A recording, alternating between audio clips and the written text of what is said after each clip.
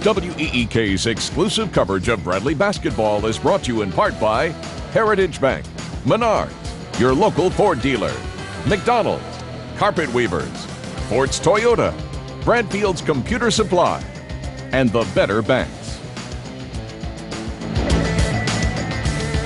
Welcome to the SIU Arena in Carbondale, or as teams in the Valley know it, Heartbreak Hotel. The Salukis haven't lost a conference game here in over 3 years. Hello and welcome to Bradley basketball here on WEEK. Lee Hall, Joe D'Alfonso. The Salukis did have a close call the other night. They won on a banked-in three by their center with less than a second to play. And they had a close call last year against these Bradley Braves, Lee. But that's the difference between these two programs right now. The Salukis start 4 seniors. They know how to win close games both here and on the road. The Bradley Braves are learning how to do that on the road. Maybe tonight's the night. Bradley, of course, with 4 newcomers in the starting lineup, but the guy they can always count on is Marcellus Somerville. Well, we're going to see 2 of the premier players in the Valley. Bradley, of course, has Marcellus Somerville. He's a leading scorer in the MVC. He goes to the boards. He's their leader for big shots. They won a game without him down the stretch the other day in Peoria. Let's see if he can stay in the whole game tonight and really help. For the Salukis, their leading scorer is Darren Brooks, Player of the Year in the Missouri Valley Conference a year ago. Well, Darren Brooks is all everything. Player of the Year in the Valley, Defensive Player of the Year in the Valley, preseason all-conference this year. He's their go-to guy. Doesn't play a ton of minutes. He's the only man on the roster that plays over 30, but while he's in there, he's a multifaceted guy that can hurt you in a lot of ways. Bradley tries to go against the trends here tonight. They're only 1-4 on the road this year and haven't won a conference road game. They try and change that here tonight. Starting lineups next.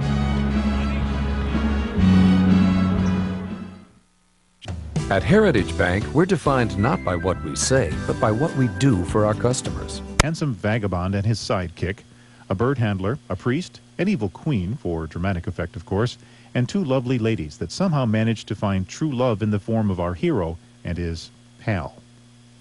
At times there are flying animals, dragons, sorcery, and of course there's the magic flute.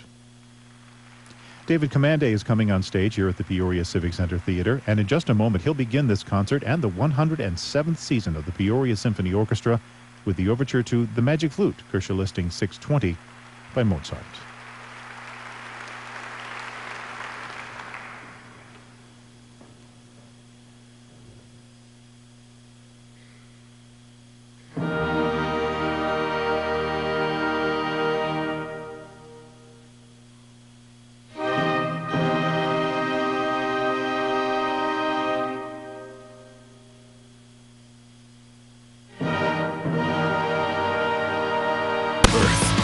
Built with more torque and horsepower than Caravan or Odyssey. Built with a 5-star government crash test rating. Built for you. Right now, get into Freestar, Ford's safest minivan ever with 0% financing or 5,000 cash back plus 1,000 Ford credit cash plus 1,000 owner loyalty cash. Ford Freestar. Built for the heartland. Built for the road ahead. MTCO Communications, your quality choice for paging service. Ladies and gentlemen, at this time, would you please join the... Here's a look at our starting lineups very quickly. First for the Braves, Patrick O'Brien at center, Marcellus Somerville at forward, and the guards Tony Bennett, Jeremy Crouch, and Daniel Ruffin. For Southern Illinois, it's Josh Warren at center, Lamar Owen at forward, Darren Brooks, Stetson Hairston, and Jamal Tatum at the guards. Back with tonight's tip-off after this. Mirrorlit quality, mirrorlit style. How do you integrate function?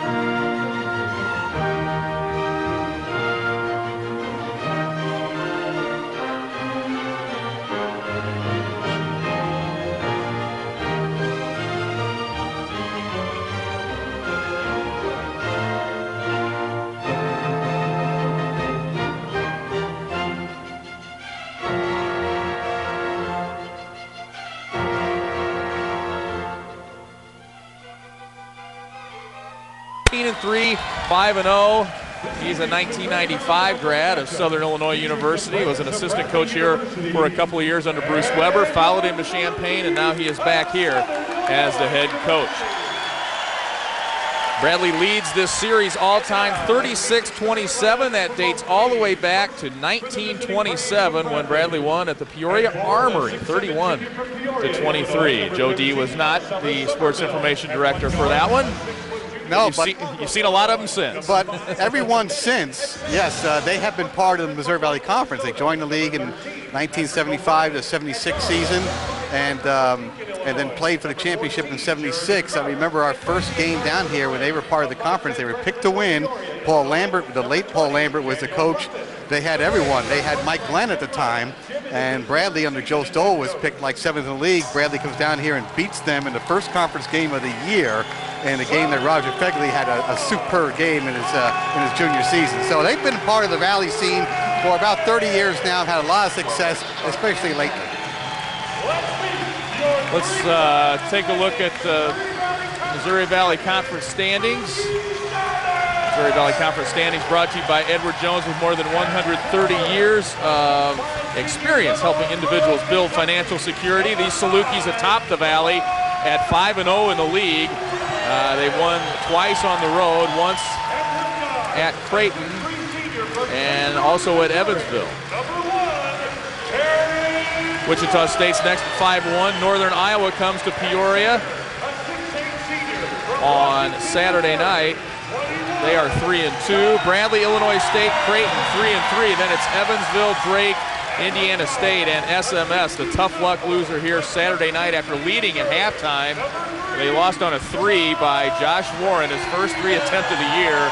Bank at the buzzer by the center. Right, banked it in. His first 3-point attempt in 71 games, and he banks it at the buzzer to win by 1.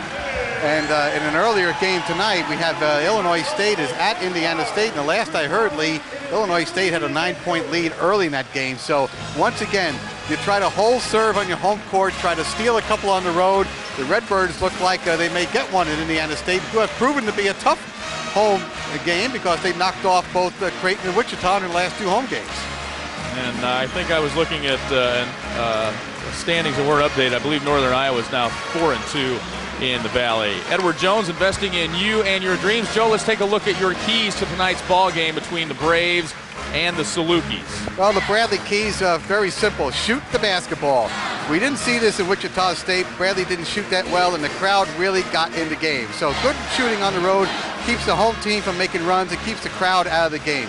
Value the basketball. SIU averages 18 forced turnovers per game.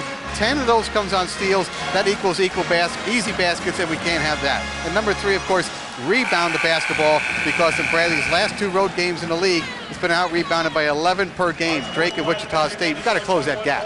And now for the Salukis. Salukis, 30 or less. They have a constant weapon. It's called defense. They like to limit their opponents to 30 per half, points per half. That's what they want to do tonight.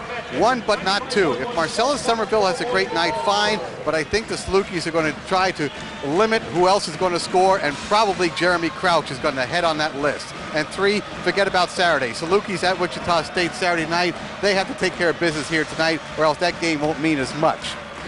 And they are not worried about Saturday night. Tony Young, sophomore guard, says, we don't have a false sense of security. It's easy to lose at any time, and we know we have to stay focused. And that includes here tonight. The Braves come into this ball game losing by a point here last year. They lost by 3 the previous year. They go inside immediately to O'Brien, and Patrick O'Brien, the freshman, with the early bucket. Bradley has a size advantage, and that is one area they can exploit here tonight. Braves the first bucket. Crowd on their feet here at the SIU Arena. SIU with one of the longest winning streaks in the country. We'll show you where they stand as far as that goes in a few minutes. 15 on the shot clock for SIU. Bradley opens man-to-man. They go inside to Warren. He made the 3 Saturday night to beat SMS, and he scores inside. So a couple of early inside buckets for both teams. Bennett drives baseline, and he's fouled on the way to the hoop. Owen was late getting over for the help. And how about the first defensive matchup for the Bradley Braves on the other end? A freshman, Jeremy Crouch, is on Darren Brooks, the player of the year in Missouri Valley Conference, a senior. They play man-to-man, and Crouch draws Brooks. Welcome to D1, welcome to the Valley. Somerville, a little bunny right there, 18 points a game leads the Valley. Good news for the Braves, got their two big players off on the right foot. O'Brien and Somerville both touch the ball early and make their first shots. Tatum around Ruffin. O'Brien had to miss and lost it. This time just jumped there a little bit. The thing about the Salukis is that they're not very big, very quick. Their guards are physical. They play 4 guys around the same size, then they come at you in waves with more size and quickness, and they're just relentless on the defensive side. Almost throw it away there. Bennett went out of bounds as he had the ball and ends up in the row of photographers behind the Saluki basket. Salukis misfired on that inbounds pass. It was going out of bounds, and Bennett saved it. It threw right to Jim Less.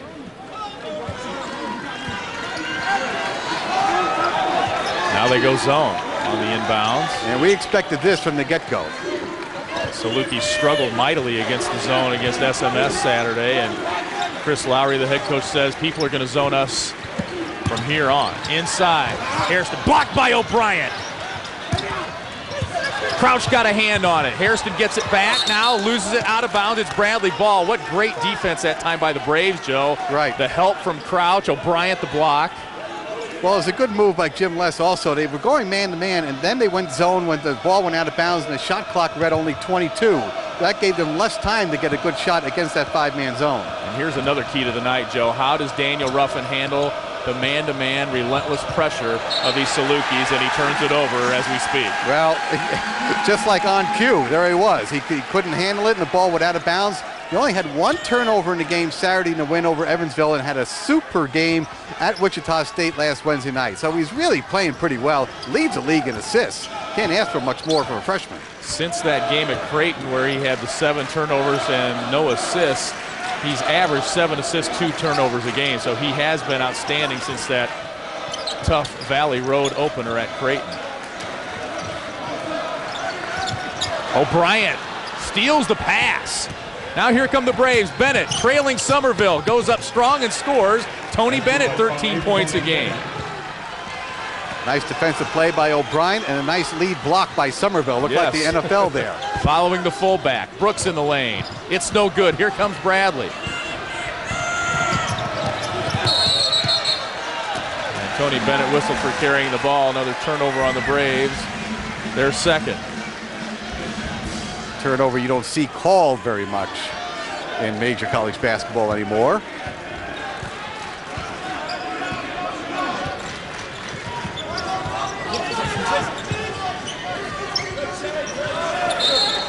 Tatum loses it out of bounds, but Ruffin was there. Steve Skiles, Tim Hutchison, Dan Daly are officials here tonight.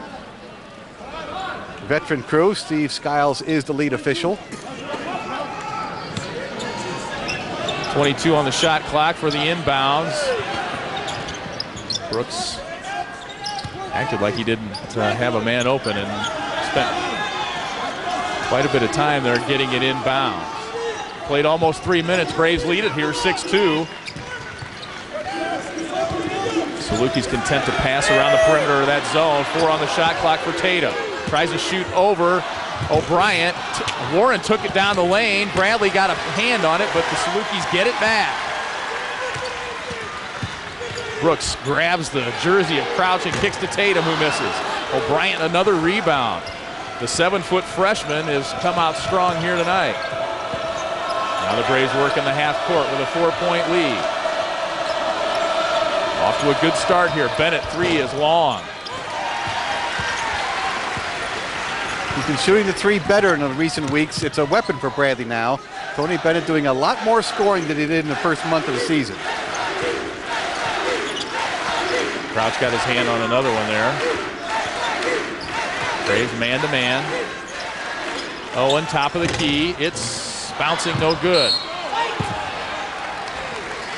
Warren and O'Brien went after the rebound, and it will be Southern ball. Patrick O'Brien made a visit here. This is one of the 3 finalists in his recruiting for college basketball. Southern was his first trip, Fresno State was second, and Bradley was the final trip, and they got Patrick O'Brien, and Bradley gets the ball on the turnover. Bradley doing a great job on a zone out of bounds, really not letting Southern do anything, and now Chris Lowry's got to make some adjustments, bring some players off the bench. 2 points in the first 4 minutes is not to his liking. Tony Young is number 15. Randall Falker is number 14. And we've got one more, Mike Dale, a sophomore out of Belleville East, number 2 into the ball game for the Salukis. Mike Dale went 5 for 5 from the floor the other night against SMS to help his team win by a point. And Tony Young was in the ball game for about 3 seconds before he gets whistled for his first foul. And I've noticed, Joe, the officials are calling things a little tighter in the Valley this year. Yeah, you look at the box scores in the Journal Star and you see how many fouls are called in each team, and it's well over 20 per game per team. Inside, O'Brien jump hook is good. Patrick O'Brien's scoring has been down the last few games, Joe. He's down under 7.5 points per game in the last 9 and only scored in double figures 3 times in those 9 games. Nice pass inside to Owen. Right, O'Brien's numbers in Valley play have been down, and that's mainly because he hasn't been in a lot of flow because he's been in foul trouble lately. Jim West says it's up to him to adjust and make that next step. Can he make it here tonight? Bennett turns it over. Brooks ahead. Ruffin chases him down. Is there a whistle? Out of bounds. Out of bounds. It'll be Southern ball when we return. Braves off to a good start, a 4-point lead. This is Bill Little and Bob Moore. Each is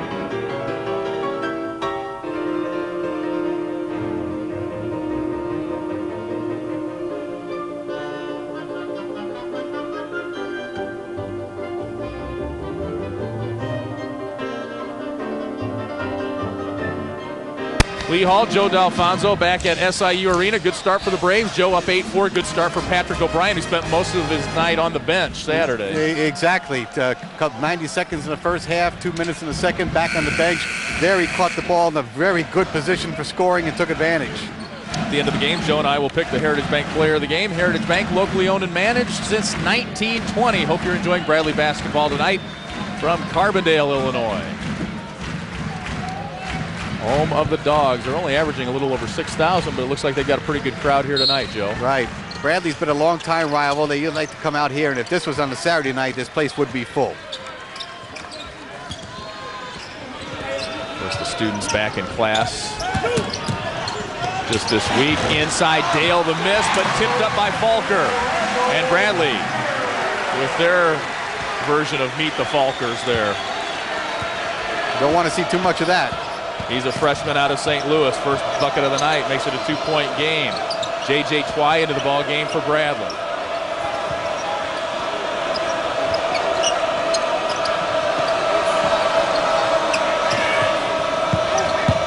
Ruffin drives, kicks. Here's Somerville open. It looked long, but then it came back. Beautiful ball movement by the Braves that time. A setup play for their star in the corner. 25th 3 of the year.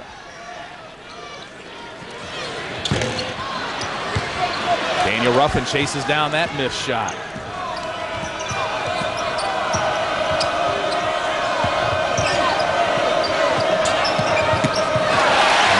pass by Jeremy Crouch. Good idea, bad execution. Brooks right around Twy, missed it, tip, no good. Number 32 is Matt Shaw, freshman out of Centralia, just into the ball game for the Salukis. Twy puts it on the floor. Now Crouch is open for three. He had 17 in Bradley's win Saturday against Evansville, and he drains the three there. Well, I'll tell you, we talked about keeping the crowd out of the game, and right now 14-6, Bradley's only missed one shot. 6 of 7, 2 of 3 from three-point range.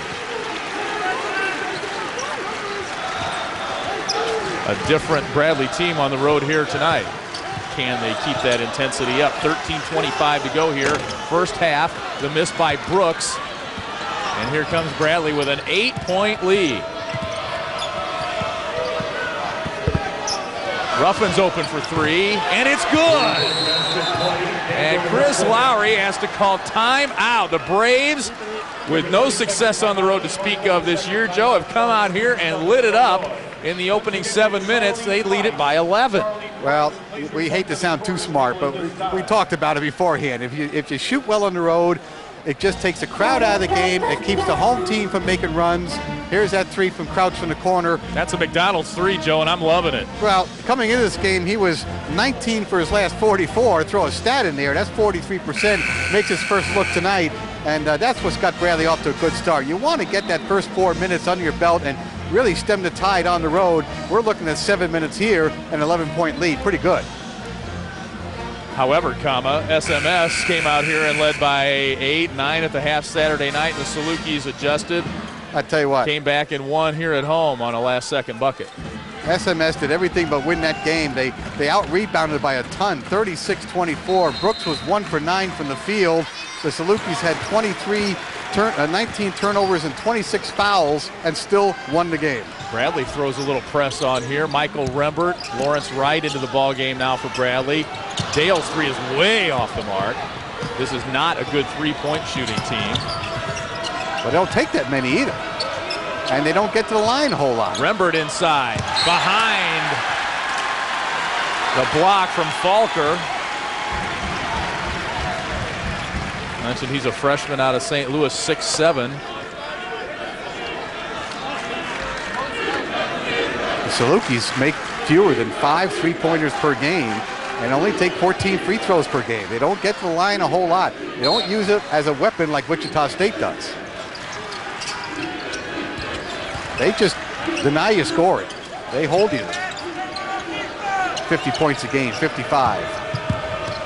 Somerville drives, double team, gives to Rembert, and the Bradley big men are off to a huge start tonight. O'Brien with 2 buckets, now Rembert off the bench with the bucket.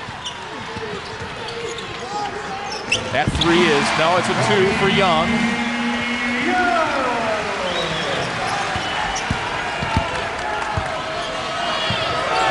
And that stops an 11-0 Bradley run.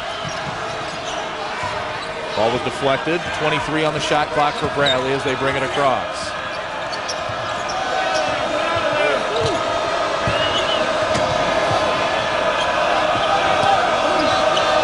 Good patience by the Braves. Somerville, baseline jumper, a little long that time.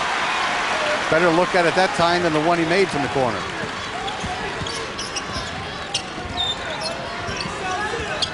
Stetson Hairston, a senior, gives. That three is in, out, and in for Mike Dale, the sophomore averaging 5 points a game.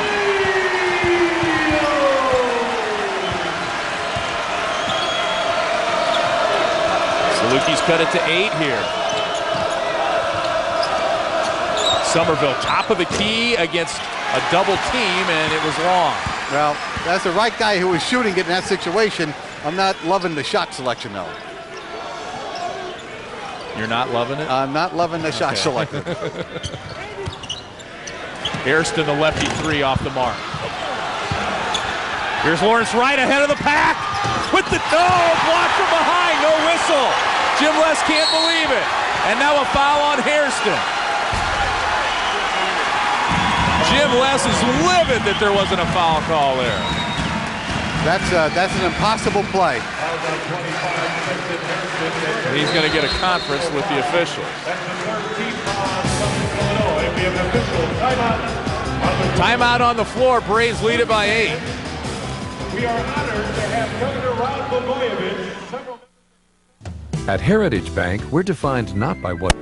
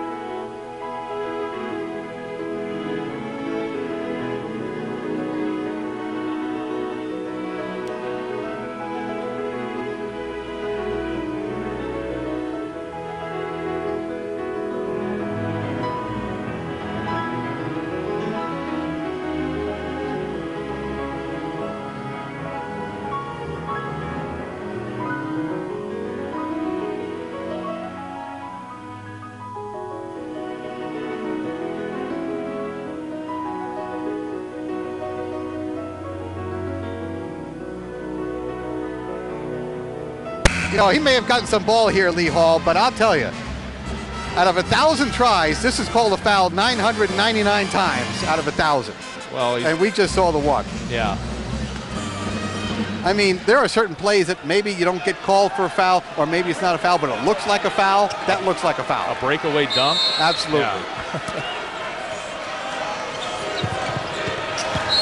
And you really want to discourage players from trying to block that shot. And Jim Less's point, we talked to him earlier today, and I said, you know, they're calling things tighter. And he's like, yeah, but you don't clean up the touch foul 40 feet from the basket. You protect the shooter. Lawrence Wright came down hard. We saw him come down hard against Pepperdine. You're going to get somebody hurt there. Right.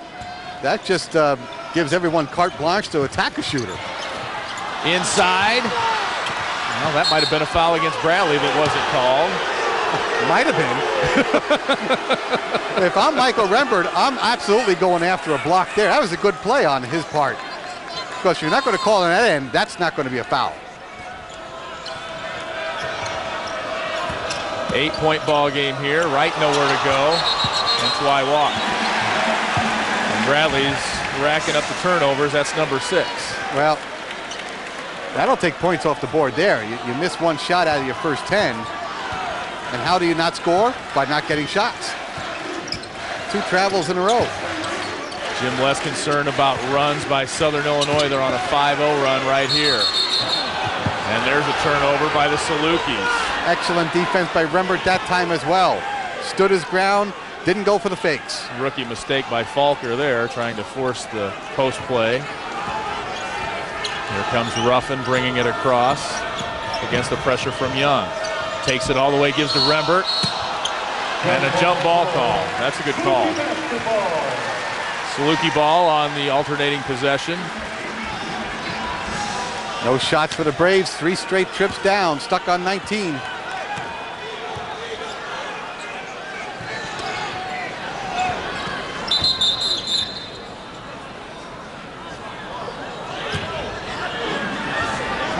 Shot clock had Shot not clock did not start. Didn't start. That's stuck on 35.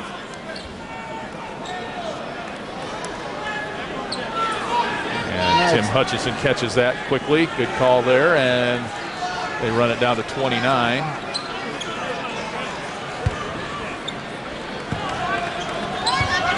That wouldn't happen at home with Roger Matalozzo on the clock. No way. No way. Brave zone this time, and that's a nutmeg in soccer. Bounced it right through his legs. 5-hole in hockey. Remember that sport, right? That's the term I like. That's right. Don't see much of it this winter. Nope. Rivermen are still playing, though, and they'd like to invite everybody to come on down and watch them. If you want to see hockey, they're the show. That's the only way to see it, right? Starters back in, Crouch, O'Brien, Somerville. So we hit the midway point. Josh Warren will come back in. Balker takes a seat.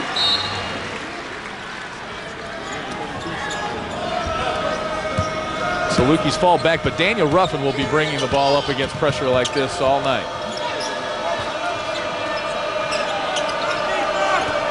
Good start for the Braves, but Joe said it, they're stuck on a number. O'Brien turned into the double team and wisely passed out of it. Bennett up against Warren, took it in among the trees, and it'll be Salukis' ball. Well, this is vastly different than what we've seen in Carver Arena the last couple of trips and in Wichita last week. Everything was a foul in those games, and now tonight, all the contact goes on both ends. Braves off to a good start offensively, but they haven't been able to get much going here lately. Salukis try and take advantage. Dale to miss, swatted by Shaw, but the Braves come away with it. Bradley's yet to be called for a foul. Only 3 fouls so far here in the opening 11 minutes of the ball game. Ruffin for 3. It's good! Daniel Ruffin with his 11th 3 of the season, his second tonight. And while his turnovers have gone down since Creighton and his assists have gone up, his scoring has gone down. He really hasn't looked to shoot in the last week or 10 days. And he won't unless other teams try and take away the leading scorers, the Jeremy Crouches, the Lawrence Wrights, and a big ovation here from the Saluki crowd as the Braves get whistled for their first personal foul. When over more than 11 minutes without a foul. And this is what, a week or so after we saw Bradley getting the bonus in the first 4 minutes at Wichita? Exactly, in the second half. Right. Bradley would go zone again on the inbounds. Bradley has doubled up the Salukis here, 22-11.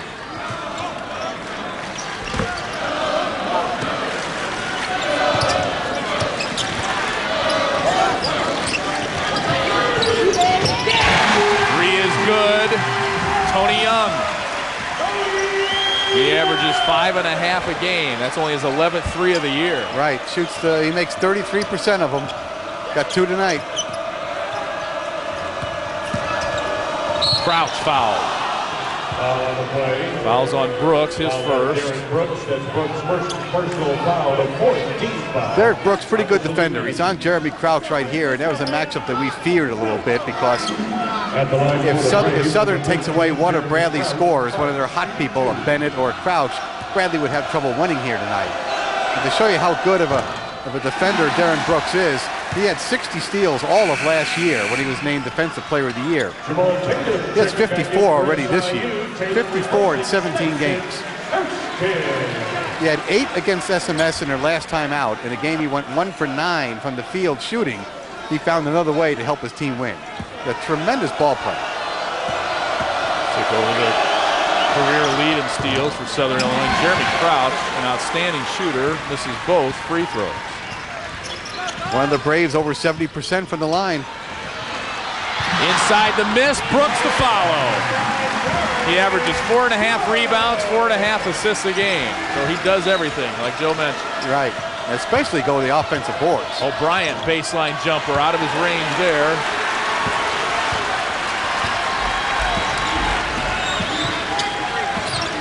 That was the first bucket of the night by Brooks.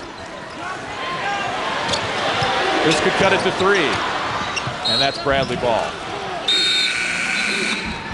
We've got timeout. The Braves led it by 11. It's now a 6-point Bradley lead here in Carbondale.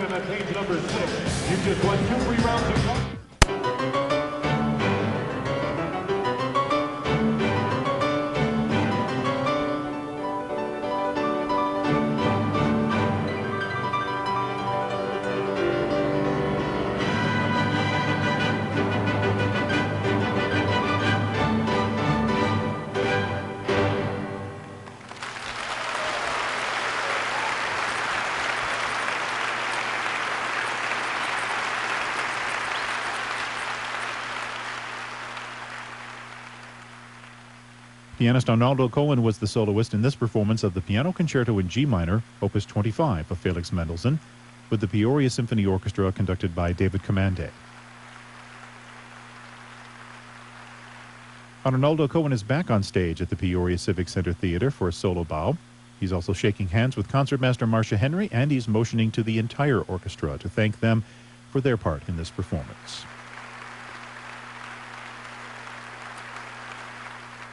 Before the Mendelssohn Concerto, this concert and the 107th season of the Peoria Symphony Orchestra began with the overture to The Magic Flute by Mozart, and music of Beethoven will close the program, his Symphony No. 6 in F major, Opus 68, the Pastoral Symphony. Production funding for broadcasts of concerts by the Peoria Symphony Orchestra on WCBU is provided by a grant from the Illinois Arts Council, a state agency. There are many composers. 105 AM. Back at SIU Arena, the Braves a 6-point lead here, and you see what the Braves are up against here tonight. Southern Illinois 7th in Division I in home court win streaks. They've won 18 straight, and they're in some pretty good company there. You can see Wisconsin number 1 with 38 in a row at home. Bradley no slouch either. They are 13th on that list with 14 straight, and they'll put that on the line at home Saturday. More on the home court win streaks. It's one of the best in Missouri Valley Conference history as well. We'll take a look at that. Back to action here. Pass inside, almost stolen away. But Crouch got it back. And Salukis trying to pick up the defensive intensity here. Trailed it by 11 moments ago. It's now a 6-point game. 10 on the shot clock. Bennett. Down low, tough shot. Maybe an unwise shot, but the clock was winding down. O'Brien touched it last. Yeah, I'm sure there was a good play called in a huddle that time, but it's obvious that Southern has picked up the defensive intensity here since Bradley went on that big run earlier. This reminds me a lot of Jim Molinari teams at Bradley. They never got frustrated when they couldn't score a lot. They got frustrated when they couldn't stop people. That's what got the team down and really gave them a challenge in certain games, in certain situations. Southern reacts the same way. They get offended when you score on them. Probably pretty offended here tonight. 6:50 to go. The Braves up 22-16. Tony Bennett almost came up with a steal there. He's 4th in the league in takeaways. Down low, it's Young. That missed so bad that good things happen, Joe D'Alfonso. That's one of your lines. Exactly. Warren is fouled. Hit the bottom of the rim, went right to a teammate. It's on Jeremy Crouch. And it'll send Josh Warren to the line, and the big fella who stroked in the 3 with 7/10 of a second to play is 14 of 18 at the free throw line. Salukis lead the Valley. We're still on that defensive point here. They lead the Valley in scoring defense at 58.7 points per game. They lead the Valley in steals per game at more than 10 and turnover margin of plus almost 5 per game. So they like to take it from you, and they like to make you miss. I asked Chris Lowry today, what are you doing well? He's like, we're playing defense. We're sticking at 2 teams, 58 points a game. Creighton is the only Valley team to shoot better than 50% in a game against the Salukis in the conference. And that's a game Southern won. In Omaha. Right. Ruffin avoids the defender, got the shot off. Brooks runs it down in the corner. Tatum puts it on the floor, and that'll be, I believe, on Crouch. That'll be his second. And that'll bring Lawrence Wright and J.J. Twy back. Personal foul, the 13th foul on the Braves. Bradley needs a couple of baskets. I like to see them put the ball inside a little more. I mean, they can't guard O'Brien and Somerville both really effectively in the low post. That's not at the same time they can't. Right out of the chute, that's what happened, and we haven't seen much since. Inside Warren. Stepped into a starting role for Chris Lowry this year after being a top reserve the last couple of years. He makes it a 2-point game. Somerville fouled on the way to the hoop. Nobody heard the whistle. I didn't hear the whistle earlier, and the players didn't hear that one. Yeah, that was the push off on the drive. Somerville got fouled on the drive. Everything should have stopped. Matt Shaw. That's Shaw's first personal foul. Matt Shaw, the freshman, whistled for that foul. The place has gotten loud here. The official, Steve Skiles, had to go all the way over to the scores table and give him who the foul was on. Student section in the end zone, standing.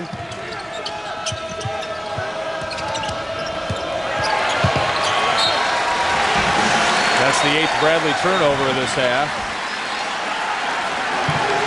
And a chance for the Salukis to tie or go ahead after trailing by as many as 13 at one point. It was 19-6.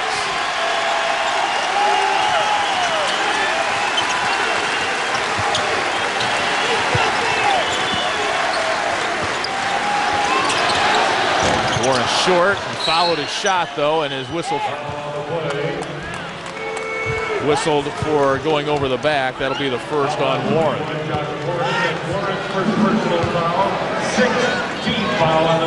Braves will be in the bonus on the next Saluki foul. Salukis play about 9 guys. They go 9 deep like the Shockers. Not as many as the Bulldogs, but only Brooks plays more than 30 minutes. He's a tick over 32. No one else plays more than 26 minutes a game.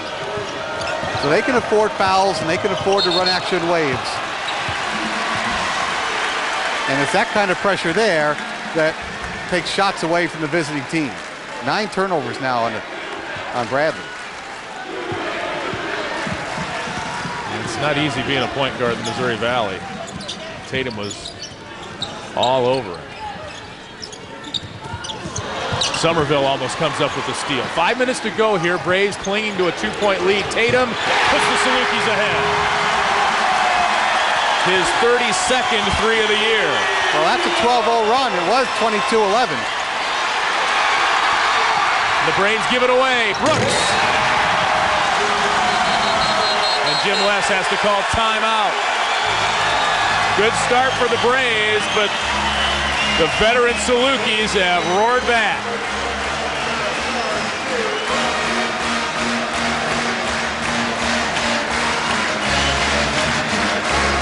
Well, this is what we're talking about. We came in the open talking about the Saluki pressure, the 4 guards, the relentless pressure on the guards coming up. And when they double team, I mean, it's you have to be pretty a veteran player to know what to do with that ball. We've got a couple of newcomers on our squad bringing the ball up. Bennett's coming back in the game now, but it's going to be a long night for Daniel Ruffin if he doesn't get some help back there. Jim Les was worried about Saluki runs. They went 24-3 in a run against Evansville earlier this year, so they can rattle them off pretty quick. Here's a look at the other teams in the Valley playing tonight. Illinois State is at Indiana State, and Drake is at Creighton. Blue Jays struggling of late. We need to get, and now a whistle away from the ball. We need to get Chainsaw back to set a screen on Tatum as Ruffin brings it across. Well, in the game that we never thought we'd see a touch foul, we got one on a screen by Patrick O'Brien in about the worst time of the game so far. Ruffin avoided a screen that time and almost takes it away from Tatum. He's 4th in the league in steals, is Mr. Ruffin. Salukis on a 14-0 run here. Hairston gives to Brooks. Nice movement this time by the Salukis, and Warren's open inside. He's got 8. Jim Les saying to the offense, go wide, go wider so they can't double team. Get some spacing on the floor. Good start for O'Brien and Somerville. We haven't heard much since the opening moments. Bennett, tough shot in the lane, rattles it in. Much needed. His career high 25 against Drake a couple of weeks ago. Brooks, strong to the hole. Owen tipped and missed. And O'Brien's there for the rebound. Brooks takes it away. Came out from out of bounds, takes it away. Almost made the 3. Warren got the rebound, but he was out of bounds. It's a wild one here tonight in Carbondale. 3:19 left first half. The Salukis have come back and taken a 3-point lead. First time I was so young, I wasn't.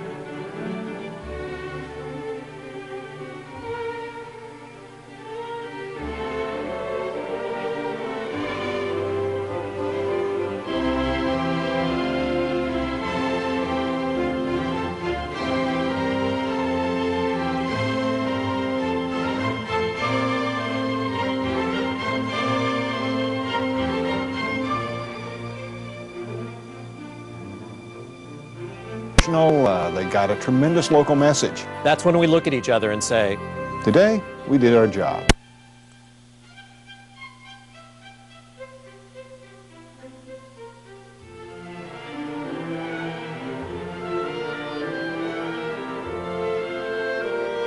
Lead it here 27-24, Joe, and this is what Wiley veterans do. Miss a shot, come from out of bounds, and take it away. You want to know how you get back in a ball game when you're down 13? This is how with defense. You don't try to outscore the other team.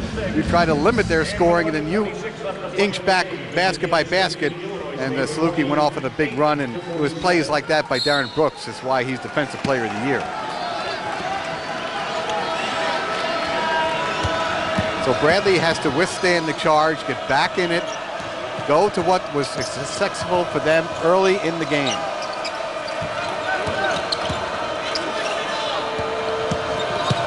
Ruffin, floater, no good. Wright got a hand on it. Ruffin chases it down. And a new shot clock for Bradley. Right. But that shot is not what made them successful early, that kind of a shot. Wright tripped up. Turnover. Brooks, other way, lays it up and in.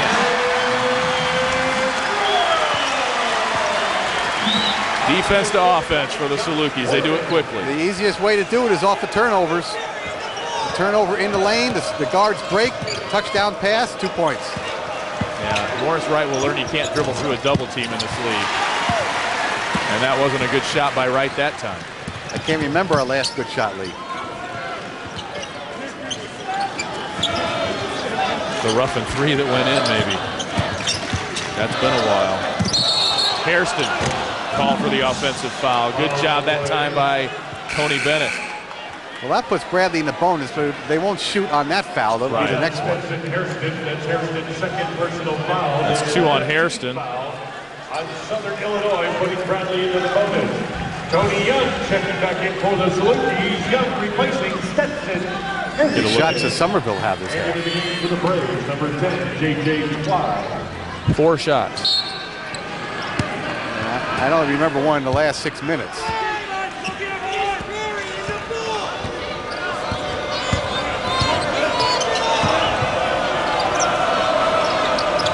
Bennett playing point guard that time, bringing it up. Somerville tries to post down low against Brooks. Under 2 minutes to go now here in the first half. Bradley with just 1 bucket. 2 baskets actually since that 12-minute timeout.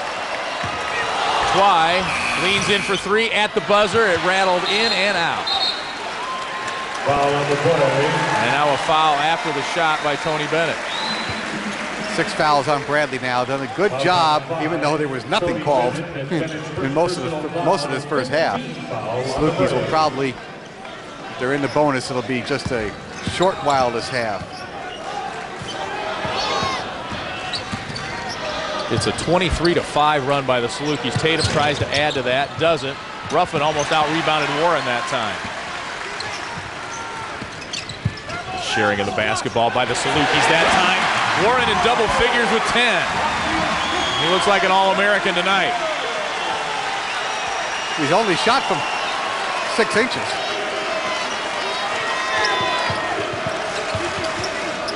Bennett, high arching shot, no good. He's slow to get up. Came down on the foot. Twy whistle for the personal, and that'll be bonus time for the Salukis. Braves a little frustrated out there. I'll tell you, it was 22-11. At what point? Now that was right after that second media timeout, about the 12-minute mark. We're about at the half now. We've had 2 points in 12 minutes.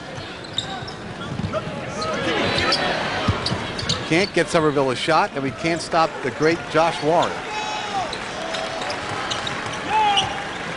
Owen from the free throw line.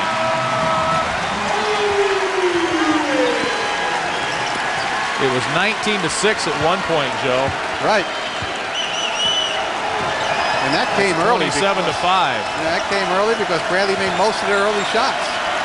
Ruffin double team, nobody coming to help, and he traveled. The They're trying to just get to the clubhouse right now, just stumbling home.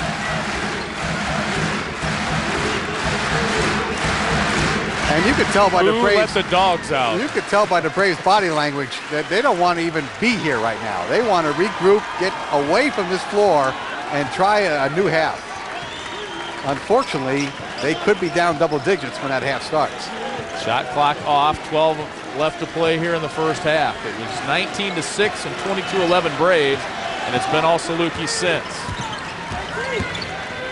Tatum, floater. No good. Tip. And the Salukis will go to the locker room with a 9-point lead, and Jim West none too happy as the Braves walk off this floor. He's probably more frustrated than happy. I didn't see much after the first 6 minutes that went according to his game plan tonight. But the opening minutes, they were outstanding. Yeah, first 7 minutes was great. After that, once the Salukis kind of, adjusted a little bit and turned up the defensive pressure, Bradley wilted. No screening, bad shots. I mean, there were all kinds of things to point to there for the Braves, and they didn't defend either. No. 33 points after that start, not very good. They'll look for answers in the locker room. We'll be back in Carbondale. We're at the half, 33-24, Salukis.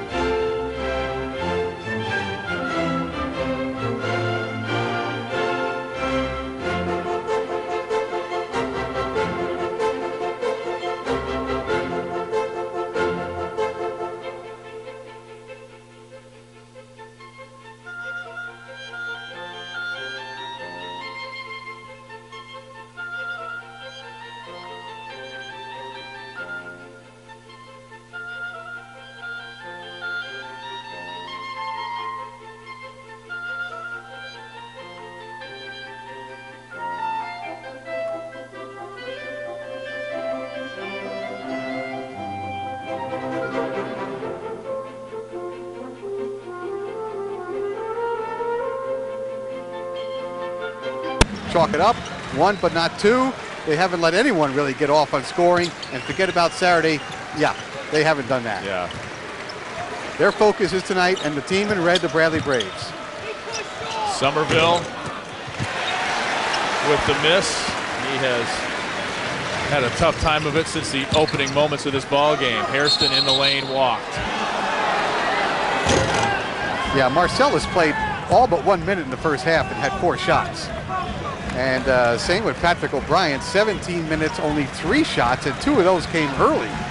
He only had really 1 shot in the last 15 minutes of the first half. Bradley has not made a conscious effort to get the ball down low, and has settled for the jumper. I got the impression from our brief visit with Jim West that he wasn't pleased with much of anything in that first half after things started going south. Ruffin off the side of the backboard. That's just not a good shot. Tatum the other way, gives it up, and the Salukis will regroup.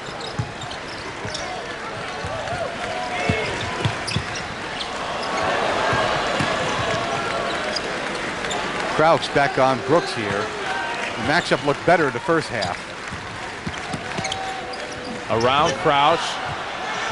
A little help in the lane. O'Brien and Somerville tap it back and forth, and the Braves come away with it.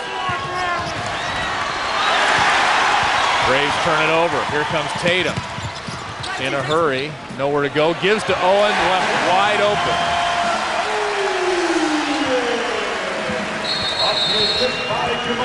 And Jim West calls timeout. I don't think anything he said in the locker room has taken. No, nothing came across. Salukis score the opening bucket and lead by 11.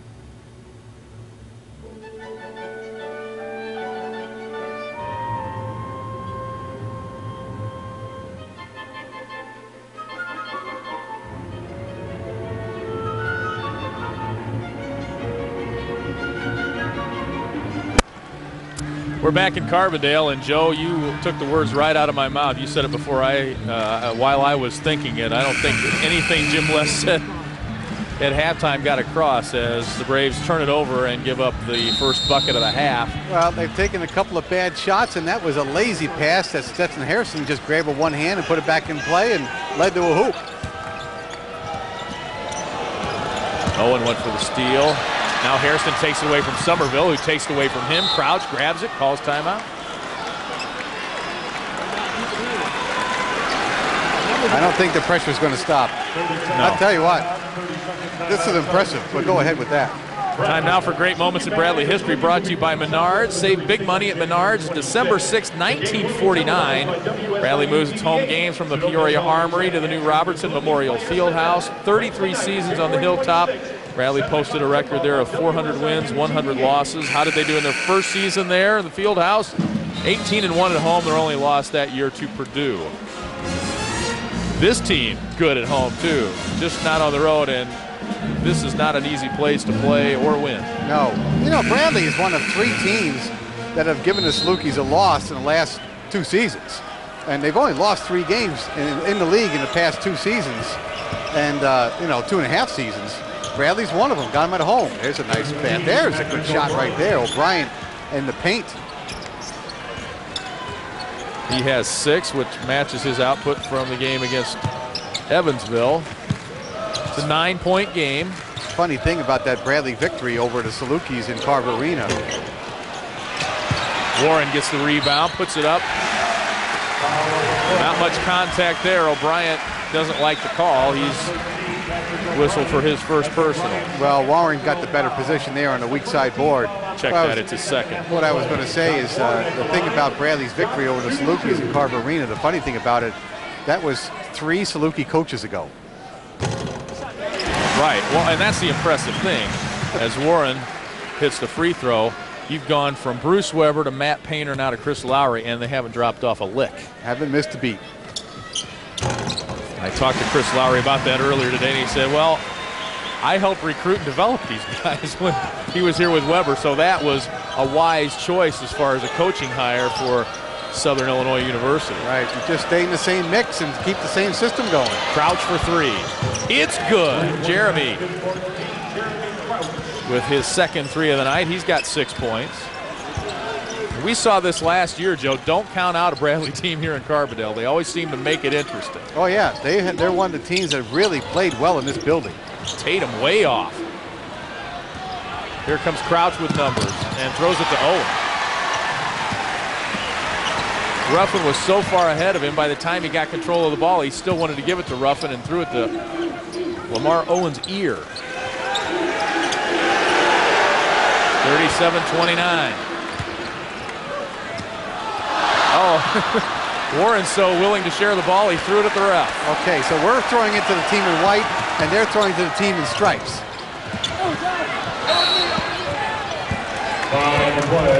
And a whistle late goes against Marcellus Somerville as Bradley was breaking the other direction.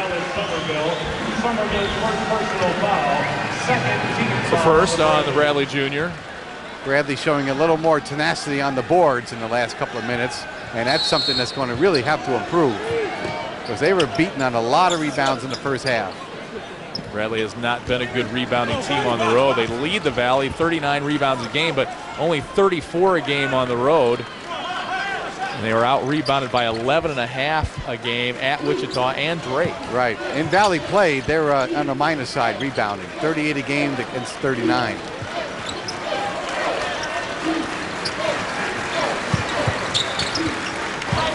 On the shot clock for the Salukis. Their lead is 8.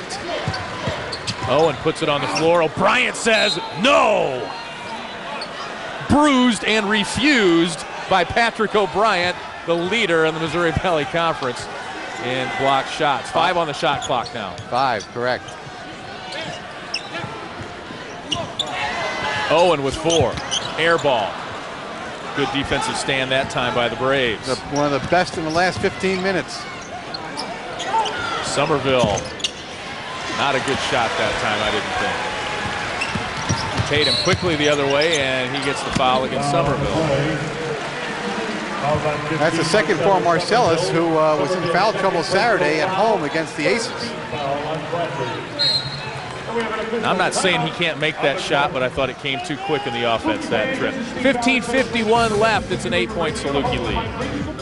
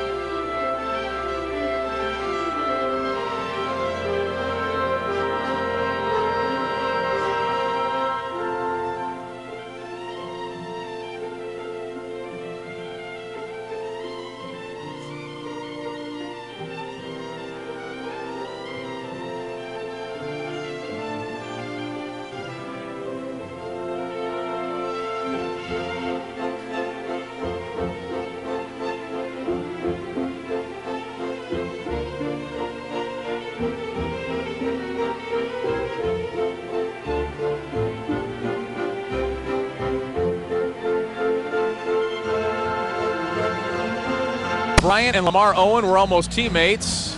They've met each other before, and Patrick reintroduces himself there. Tied for 9th in the nation in blocks. And then it's Jeremy Crouch at the other end. That's a McDonald's three, and I'm loving it. Jeremy, the team leader in threes. He's got 29 now after making 2 tonight. Yeah, but those are his only 2 baskets. He's been averaging in double figures most of the year and has had a good run in the last 2 weeks scoring. He and Tony Bennett both. And both have been shut down tonight pretty much.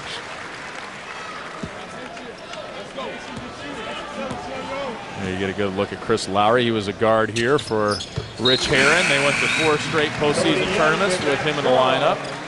Won 3 straight tournaments, Missouri Valley Conference tournaments under Rich Herron.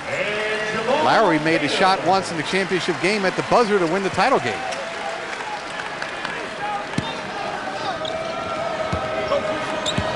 The 10-point Saluki lead now after the free throws. The Braves need to get their composure here offensively. There's a matchup Bradley should take advantage of right now. Shaw is on Somerville, and they're playing man-to-man, obviously. Yeah, but he can't pick the ball up where he did. Right.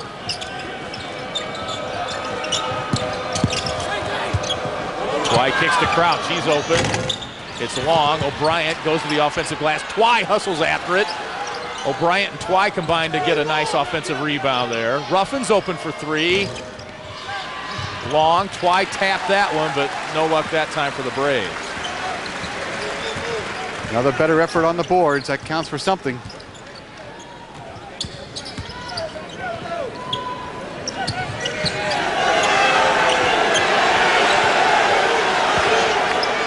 Salukis work against the Braves man-to-man. 15 minutes to go here in this one.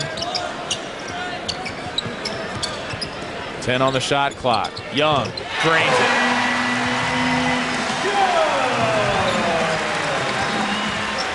Tony Young having a good night offensively, 7 points. Biggest lead of the night for the Salukis at 12. No, that's not right. They were up.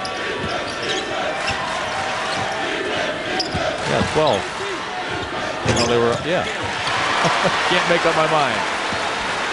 They can increase that biggest lead of the night here. Well, it wouldn't be a big lead if this game was in the 50s right now. But when you're sitting on 29 with 14 minutes to go, it looks insurmountable. Nice give. What a nice play. Brooks almost 5 assists a game, and that was just a nice play. Drew the double team and handed it off. Warren with 14 points.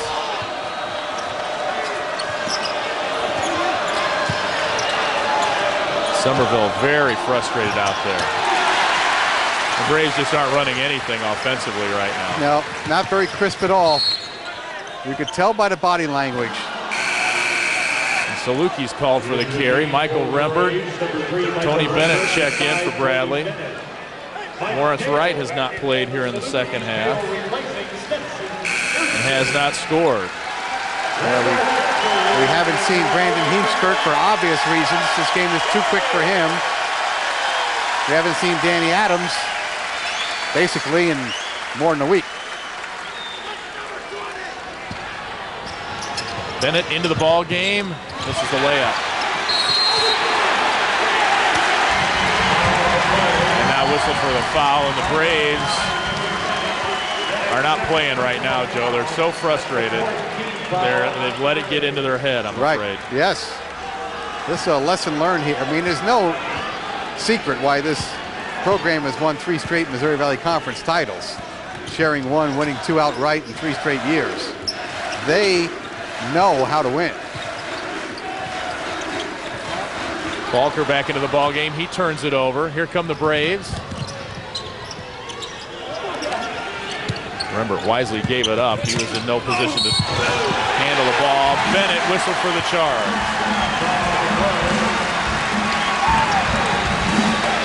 Well, you can't fault Tony Bennett for trying to make a couple of plays, but there are no such things as a 7-point basket in this game. They're trying so hard to make a big play, they're just out of rhythm.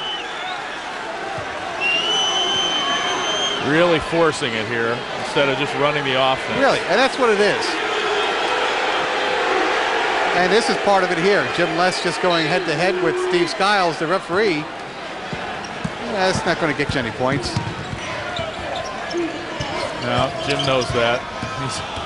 He's reached a level of frustration tonight here too. Absolutely. With his team. More so than the officials. He knows that that's the problem. Brooks got poked in the eye. He's out of the play. And Shaw charged. Brooks got poked in the eye. I think a contact came loose. He just walked off the court. Thought it was Randy Moss. That's Shaw's second personal foul. That's the first team foul on Southern Illinois. And it is a contact problem. He's got to come out of the game. Hairston. Right, Hairston comes back in. Replacing Jared Brooks.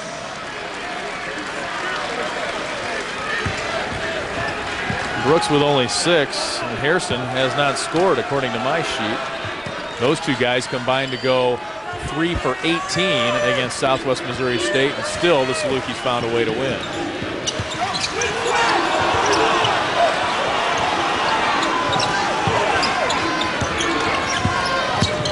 Marcellus puts it on the floor, puts it up and in. Good play that time by Marcellus Somerville. He's got 7. Took his time. That was the key there.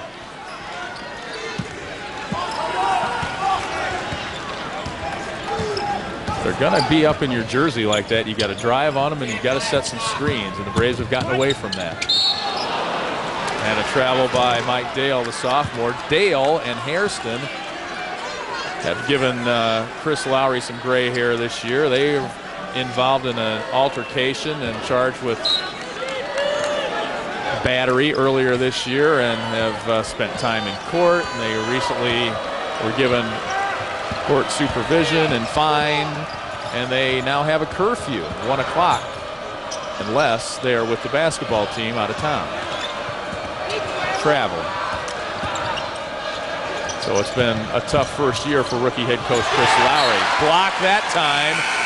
Falker blocks Twy, and the Braves will get it back with 13 on the shot clock. They trail it here by 12.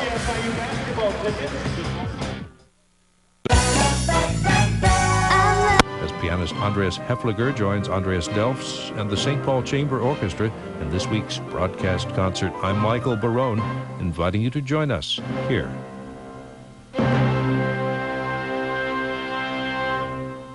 Please be with us tomorrow for full inauguration coverage starting at 10:30 a.m. and the St. Paul Chamber Orchestra starting at 7. Both here on 89.9 WCBU Peoria, smart radio for Central Illinois and a service of Bradley University. Proud to be celebrating 35 years of public radio service to Central Illinois. I'm Lee Wenger. Thanks for joining us for Music from the Heartland tonight with the Peoria Symphony Orchestra. It's coming up on 8:30. We have music of Eric Wolfgang Korngold now, his String Quartet No. 1, Opus 16 in A.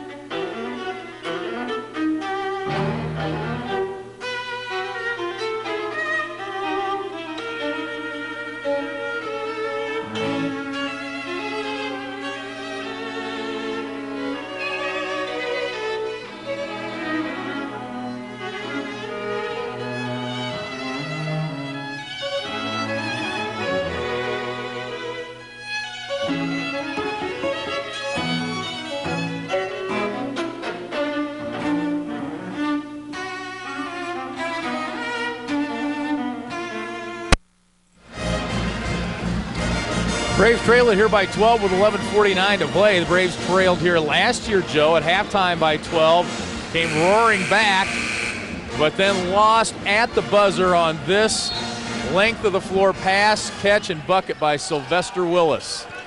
Braves have a little bit of work ahead of them if they want to put themselves in position to come back and make a game of it like they did last year, although Somerville makes a statement there. My goodness, he's in double digits now with 10. That his helps. second three. Right. That makes it a 9-point game. Marcellus Somerville frustrated by the Saluki defense and by Bradley's attacking of it. Boy, he's made a couple of big buckets here in the last minute. Bradley goes back to the zone. He's going to try to slow this game down just a bit. Slow to recover to Hairston, but he missed. Faulkner had the rebound, and Somerville touched it last. Marcellus, number 1 in the Valley in scoring, number 3 in the Valley in rebounding. A legitimate Player of the Year contender this year as a junior. Hairston slipped. Bennett comes away with it, lays it up and good, and just like that, the Braves are back within 7, 43-36. Well, you need to be good. You need to have a little luck. Southern helped us there.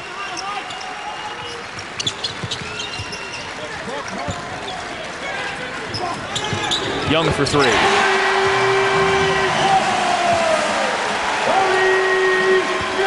has been right on target tonight. 10 points for Young.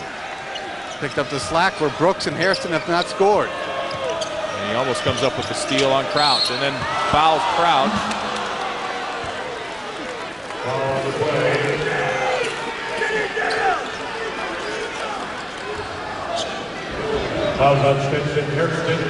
No.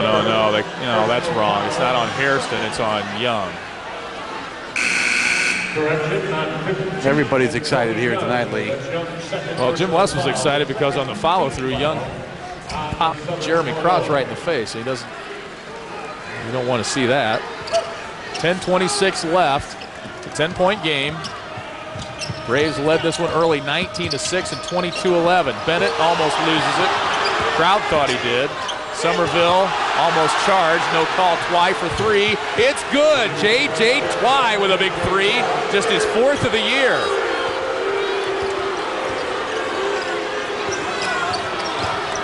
Back to a 7-point ball game. Sophomore had not made any kind of a shot really until recently. Made a basket against the Aces. Tatum for 3. Saluki's not a great outside shooting team, as we mentioned earlier. Somerville forced that one. And a whistle away from the ball inside. I think they got Faulkner for clearing out Rembert. Right. Got to bring Warren back in the game to have a little stability, get the senior back in. That's another McDonald's 3, and I'm loving it. J.J. Twy has struggled from the field in his first season plus on the Hilltop.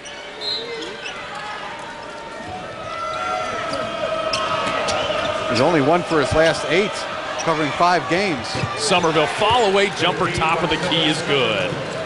Somerville now in double digits, 43 out of 46 career games as a Brave. And Braves, it's a 5-point game. Braves are doing it defensively. Brooks for 3. They'll let him shoot that. He's shooting 15% from 3-point range his last 7 games. Crouch drives. Foul on the Salukis.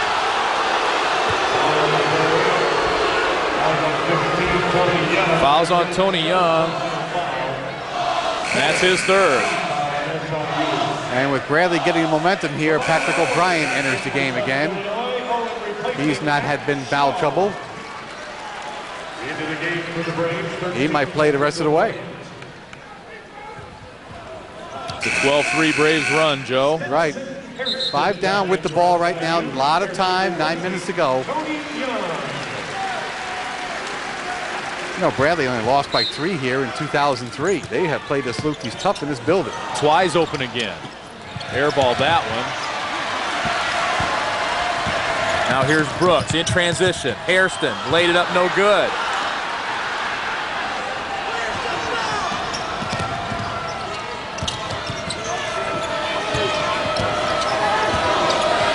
Braves go to work in the half court.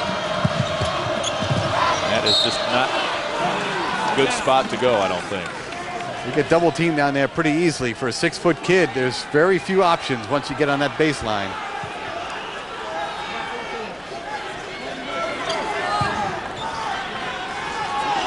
21 on the shot clock. A lot of time for an important possession here. 8:49 to go. 5-point ball game. Braves have trailed as many as 14. Somerville called for the charge.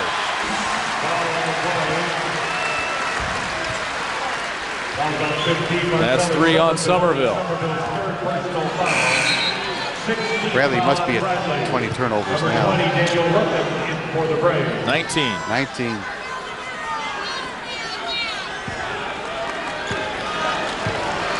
$8:45 left in this one. Ruffin for Crouch now. Still defensive pressure is the key. Bryant and Warren wrestle down low. Bennett double teams Warren, got around O'Brien. Somerville might have blocked that one. He did.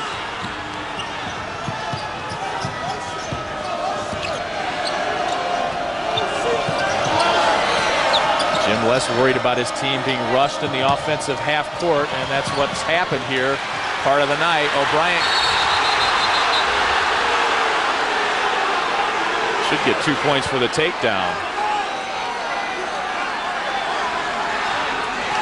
We had Patrick O'Brien where we wanted him that time. On the block, his man on his back. He just didn't catch the basketball. Here's a good block by Somerville coming over to help out. That's good defensive teamwork right there. And the Saluki fans offer their opinion.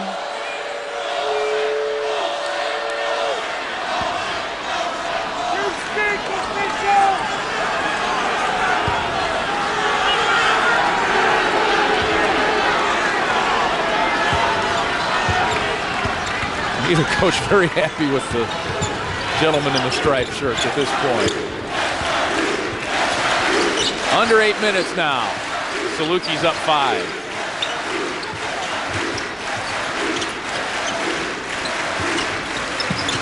Owen from the free throw line. The junior out of Owensboro, Kentucky with the bucket.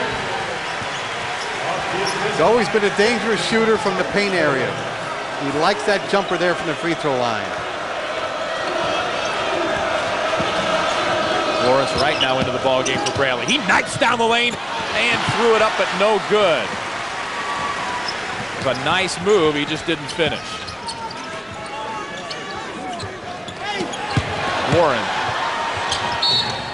over O'Brien, and an offensive foul on Warren with the forearm shiv. Right, good call. We see a replay. You'll see him with the off arm there, push off Patrick. I don't think he agrees with you.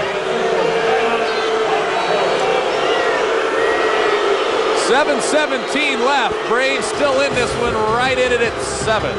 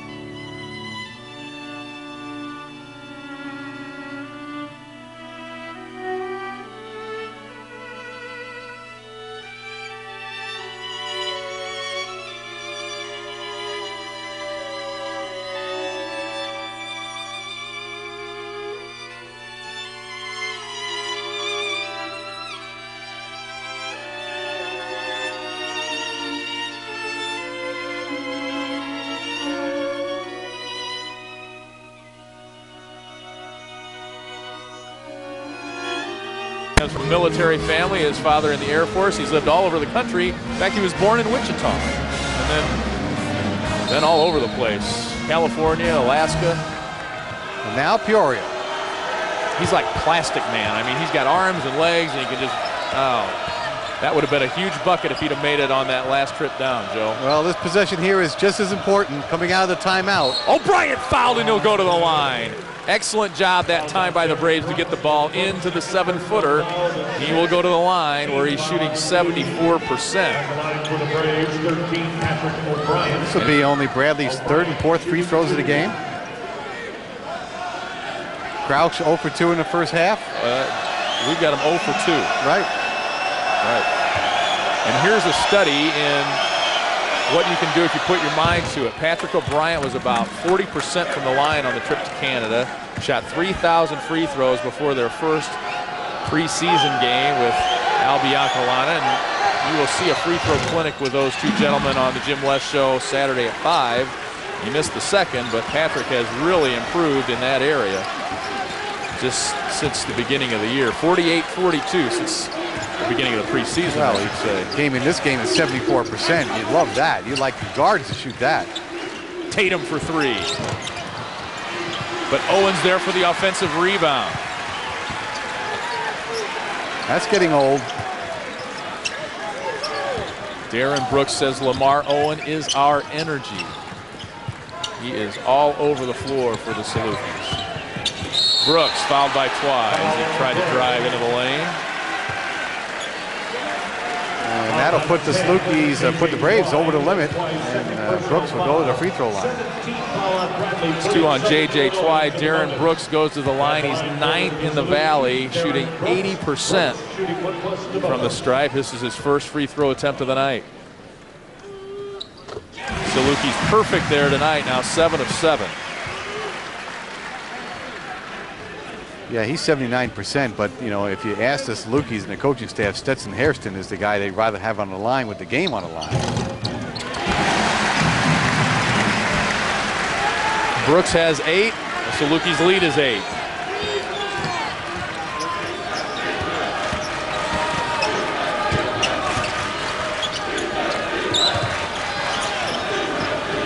Somerville fighting for position on the block.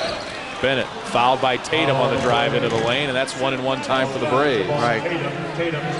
Can't be splitting free throws now. 6:10 to go, down 8. Every opportunity like this, when you score when this clock is stopped, is a bonus. Got to make a both. Tony Bennett, 7 straight games in double figures for Bradley.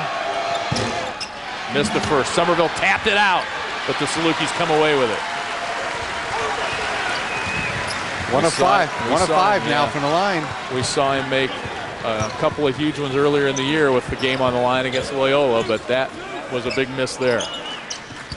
Under 6 minutes to go now in this ball game. They go into Warren. He works. Lefty jump hook over O'Brien is no good.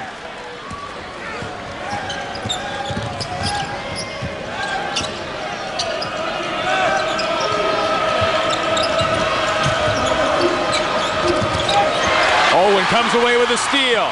Twy chases him down. Owen lays it in.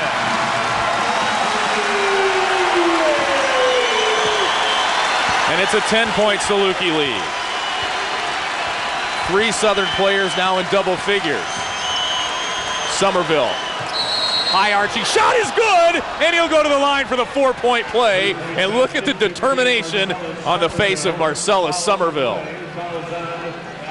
I'll tell you what, this roof is pretty high in this building, and that ball almost hit it.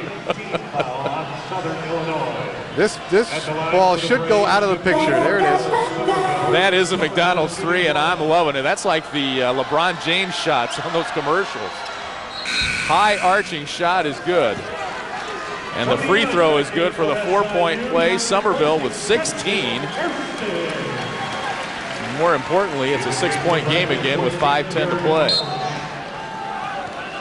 You have to love the fight in this Bradley team, Joe. They looked like they were completely out of it, outclassed in the opening minutes of this half, yet here they are with 5 minutes to play and down by 6. It's still a ball game. That's right, 2-possession game. Back in the zone, Trying to force a bad shot by the home team.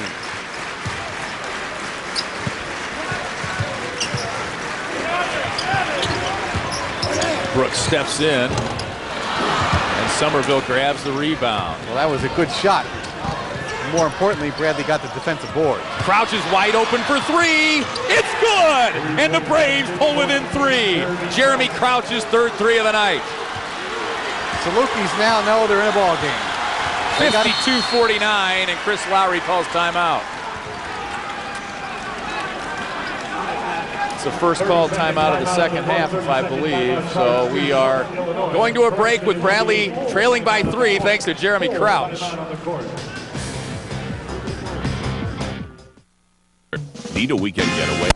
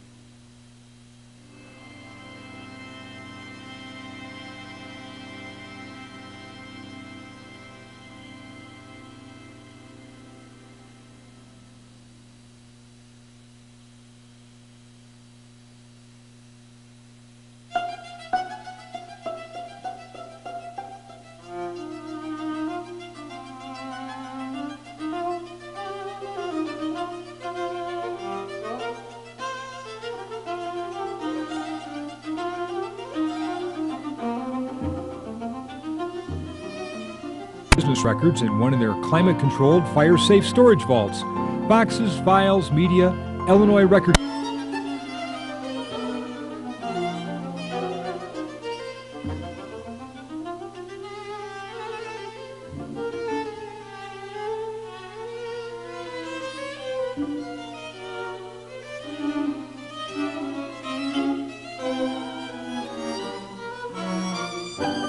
And we are underway again in Carbondale, 52-49. Braves on a 7-0 run. Marcellus Somerville, a 4-point play. Jeremy Crouch, a 3. And the Braves are within a bucket. Warren missed. Somerville, his 7th rebound of the night. He's closing in on another double-double. He's got 10 of those in his Bradley career. And that was a man's rebound there, in amongst everyone. Young comes away with the steal, takes it away. And Bennett didn't touch him. He might have touched him. How can that be a foul in the one on Lawrence Wright earlier not be? Well, it's a moot point. It's the pass that got the Braves in trouble there. A lazy pass on the sideline was just picked off. And we have an official timeout on the court. 54-49, and Young will go to the line for the 3-point play. Tonight's featured dealers are Marion Toyota Mitsubishi and Vogler Motor Company of Carbondale. Thank you, Marion Toyota Mitsubishi and Vogler Motor Company, for keeping the Salukis on the road this season. That's a good question. And it's time for our last giveaway of the night from Mediacom on Media. If you're sitting in section P, row 7. I guess we're still here, Joe. 3:48 left. 54-49. So please come to the scorer's table. Well, I'm commenting on your good question. Your question was, how did you get a foul on that call and you don't get one on the Lawrence Wright attempted dunk in the first half? I don't have an answer for it, but it was a good question. Thank you. And being an official is not an easy job, and people, people will say that we're picking on the officials, and it was Bradley that made the turnover, but still, you got to be more consistent than that. That was my first point. The pass was bad. It was lazy on the sideline. It got picked off. It resulted in the layup. It's like 21 turnovers, and that's more important than what was called there in the lane. Our next game here on WEEK comes at you rather quickly. The Braves are home Saturday night to take on Northern Iowa. Greg McDermott is doing another fantastic job up there with the reigning Valley champions. They're 4-2 in the conference. Rolling right along. Yeah, had a hiccup this Saturday night. Creighton beat them at the buzzer in their own building, which doesn't happen too often, and them losing in the Unidome. But they're going to be awful tough. They're one of the elite teams in the league, and that should be a good ball game in Carver Arena. Because let's not forget, the Braves are undefeated at home this year as well. Right. We looked at that a little bit earlier, and as we talked about the Missouri Valley Conference home court win streaks of all time, Joe. Southern has won 30 straight here at home. They haven't lost here since 2001. That ranks 4th all time in Valley history. And you can see Oklahoma State back in the 30s and 40s. Great Hank Iba's coach, Cincinnati in the Oscar Robertson era, Louisville back in the Denny Crum years. I mean, that's a pretty elite company there. Right. This is number 4 on the list. Young at the line now, trying to complete the three-point play. He's got 13, 55-49 now. Back to a 2-possession ball game.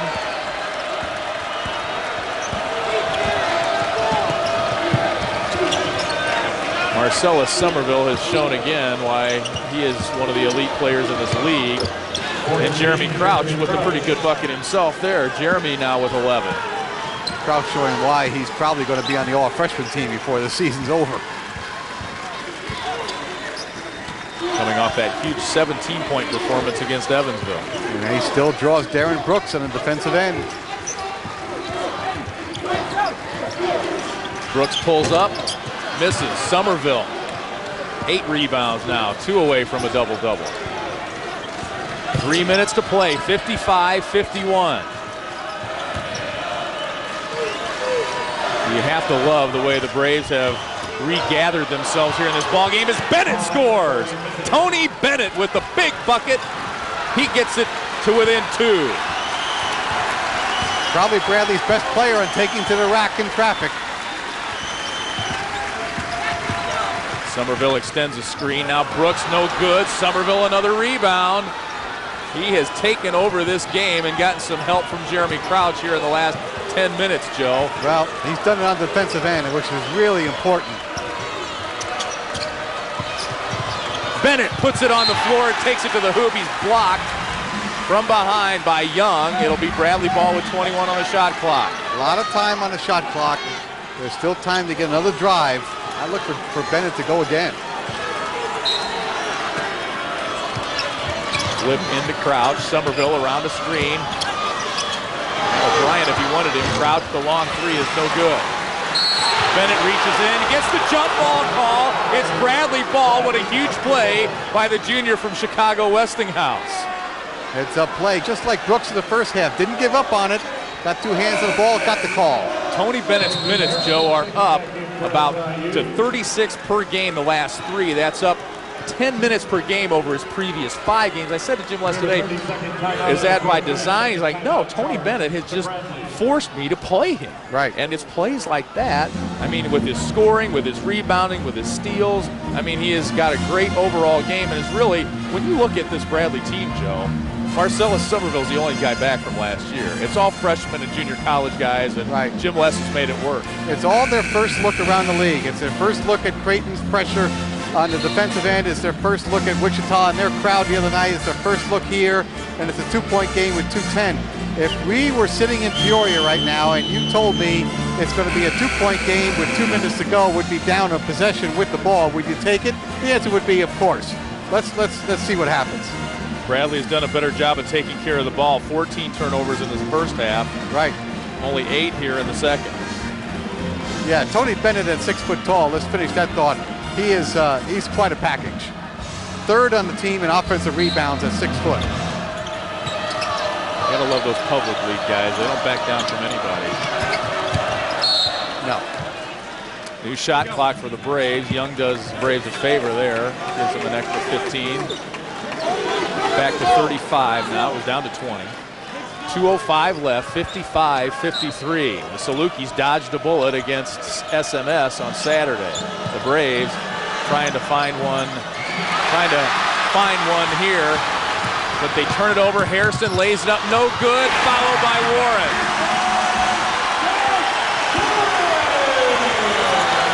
They do find a way, don't they? So far they have. O'Brien wants it inside. Crouch, 3, in and out. And Warren grabs the rebound. And Tony Bennett is fired up. Didn't like the elbows. Well, he's fired up because Josh Warren was protecting the ball and swinging his arms, even after the whistle.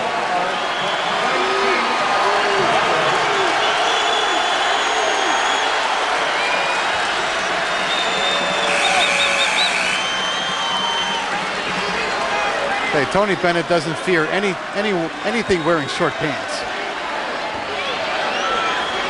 Was there a technical whistle? I didn't see a signal for that. I didn't either. No. Oh, that's 5 fouls on Tony Bennett. Bennett fouls out with 8 points. And the fire's still burning in that young man. Going unwillingly here into the night. Right, he may not need the charter plane to get home tonight. He's fired up. But once again, the turnover on the inbounds pass was a killer there. Took the ball right out of Patrick O'Brien's hands, led to a fast break basket, and now it's a 2-possession game. The shot by Crouch was fine, but it's the possession before that when there was no shot. It'll be 1-1 for Josh Warren. He's perfect at the line tonight, 4 of 4. It's amazing how Southern takes these players. They don't play much as freshmen, then they fill roles as sophomores and juniors, and they became senior starters, and they just take you by the throat, take the game by the throat, and do everything they can to win games.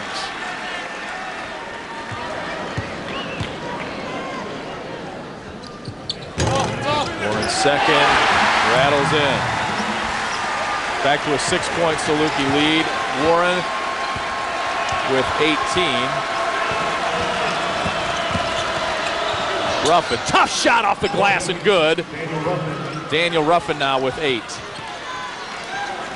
He gets the Braves back within 4 with $1:24 left. Big defensive stand here. A lot of time left, 119. There it is. Almost a turnover. Brooks comes up with it and maintains possession for the Salukis as we approach the 1-minute mark. O'Brien asked Les, do I pressure him and get a 5 count? The answer is no. Now the shot clock works against the Salukis.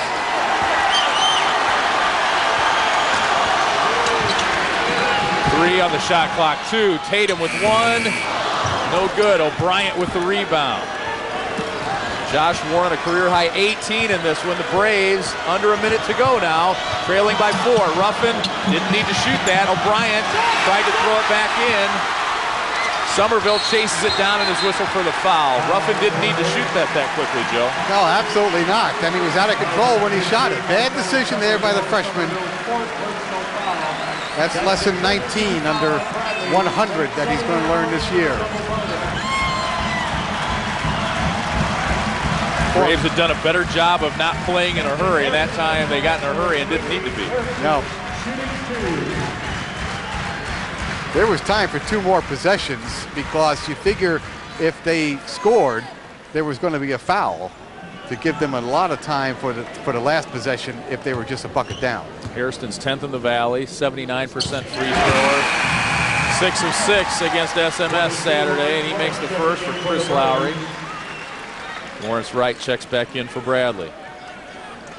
The key for this possession now, make or miss, is to take it right to the basket and try to score as quickly as possible. Then you get a timeout or a foul. Josh Warren gets a big hand. Southern is not going to want to foul Bradley, so going to the basket is going to be important. Harrison averages 10 points a game, and that gives him 2 points on the night. So the Braves have done a good job on him. 32 seconds left. Braves down 6. And Twy gets his pocket picked. Young puts an exclamation point on it.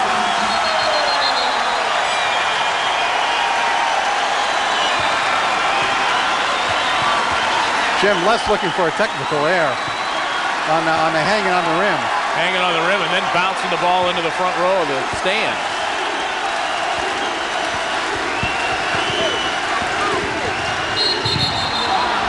Ruffin fouled before the shot. That's what we needed on the last possession.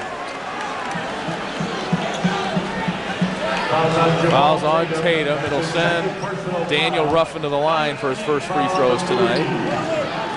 At the line for the Braves, 20, Daniel Ruffin. Ruffin shooting 2.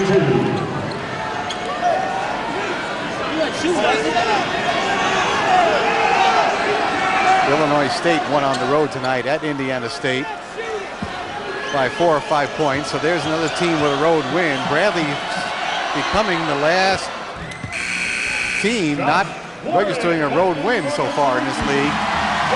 And unless you're going to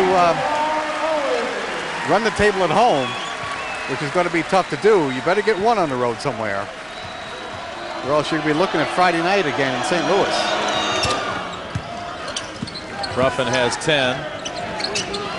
6-point game with 21 seconds left.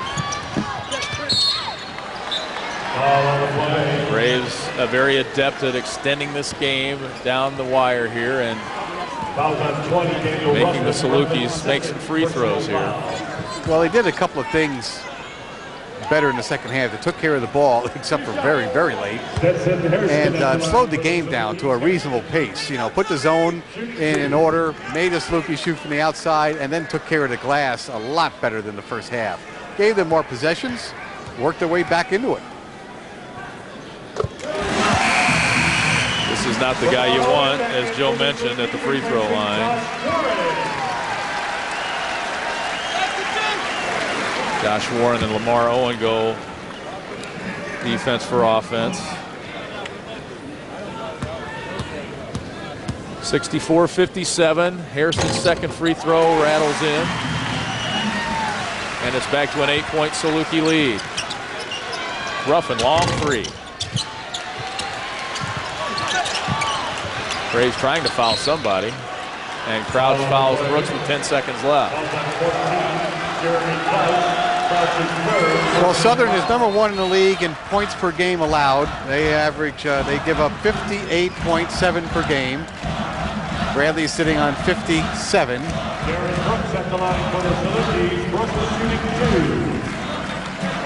Salukis average 67 a game. 2 free throws here would give them 67.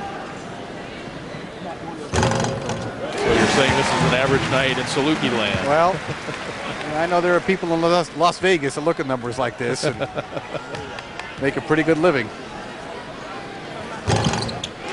Brooks makes them both to get into double figures with 10.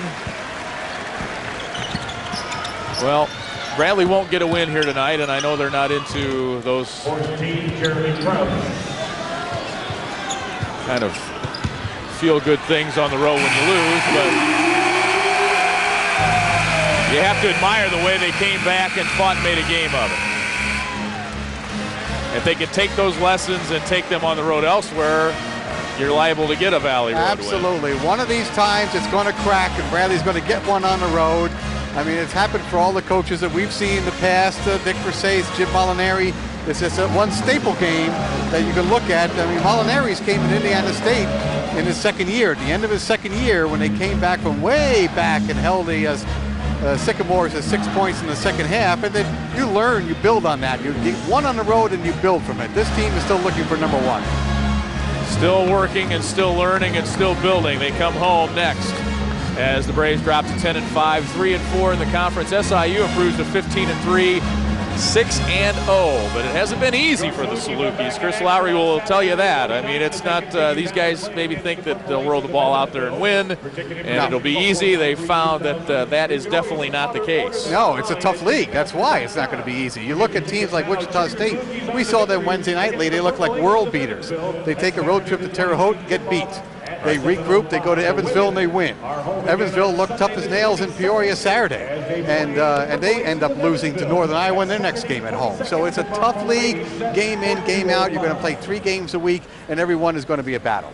Braves home next on Saturday night. Our Heritage Bank player of the game is Marcellus Somerville, 16 points and 9 rebounds, just missing the 11th double-double of his career, and he really put the Braves on his back there for a stretch and got them back in this game in the second half. Heritage Bank, locally owned and managed since 1920. Yeah, and it's tough to do when you're the marked man on the team as well. I mean, it's easier for somebody who they're not paying a lot of attention to, but Marcellus was #1 as soon as he got off the plane last night. Jeremy Crouch with 11, Daniel Ruffin with 10. You talked early in the game, 1, not 2, and the Salukis did a number on the rest of the Braves, and Crouch got into double figures, but wasn't a huge factor in this game. Lawrence Wright did not score. Right, yeah, that Lawrence Wright did score. They kept everybody in check. Patrick O'Brien didn't reach double figures, and when there's one guy carrying you, then you really got to do a defensive effort on the other side, and there was just too many turnovers tonight to make that happen. The Salukis got too many easy baskets off of fast break turnovers by the Braves. 24 turnovers, and I believe that is a high in the Missouri Valley Conference this year. Yes, and it's not going to win you many games wherever you're playing. All right, our next game here on WEEK Saturday night, 7 o'clock from Carver Arena as the Braves take on Northern Iowa. Stay tuned. Law and Order is next. For our director, Joe Scholl, producer, Steve Shaw, and for my partner, Joe D'Alfonso, Lee Hall, so long and good night from Carbondale.